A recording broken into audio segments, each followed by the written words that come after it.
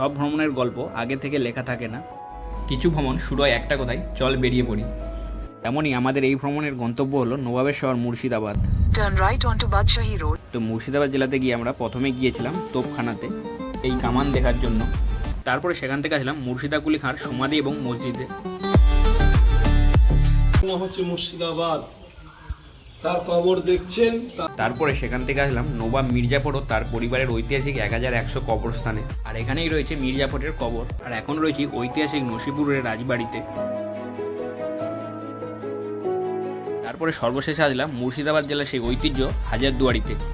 এখন আমরা যাচ্ছি মুর্শিদাবাদের বিখ্যাত হাজারদুয়ারি প্যালেসের ভেতরে। কিন্তু এই হাজারদুয়ারি প্যালেসের ভেতরে সম্পূর্ণরূপে ফটোগ্রাফি এবং ভিডিওগ্রাফি নিষেধ। আর তাই ভিডিওটি শেষ করছি এখানে, দেখাচ্ছে আবার পরবর্তী ভিডিওতে। আর এর ফুল ভিডিও লিঙ্ক কমেন্ট বক্সে রয়েছে, তো সকলেই একবার দেখে আসতে পারো। আর সময় থাকে যদি একদিন অবশ্যই ঘুরে আসতে পারেন এই নবাবদের শহর মুর্শিদাবাদে।